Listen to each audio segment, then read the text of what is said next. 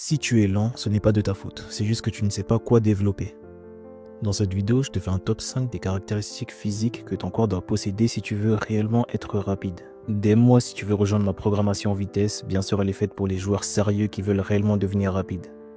Mais je te préviens, les 3 premières sont des caractéristiques que les athlètes les plus rapides de l'histoire possèdent grâce à leur génétique, mais ils doivent tout de même les travailler énormément à l'entraînement.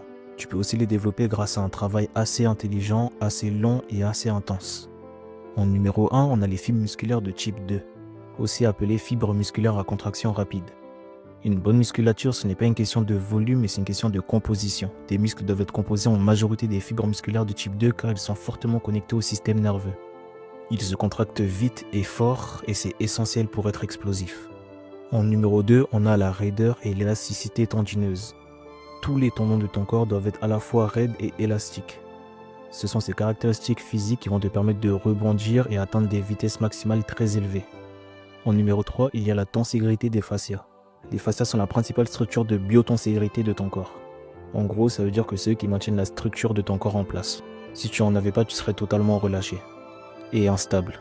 Développer cette tenségrité te permettra de bouger à très haute vitesse tout en étant toujours relâché. Et ainsi, ça te permettra de faire beaucoup moins d'efforts. En numéro 4, on a une bonne activation du système nerveux autonome. C'est celui qui permet de maintenir la tension sur tes fascias et tes tissus conjonctifs en permanence sans que tu le contrôles. En gros, c'est lui qui va te permettre de rebondir encore plus facilement grâce à tous ces tissus conjonctifs.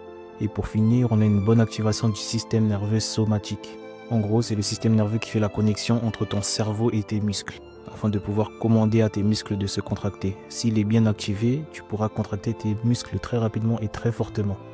N'oublie pas de me DM pour rejoindre ma programmation vitesse afin de devenir insaisissable à la reprise.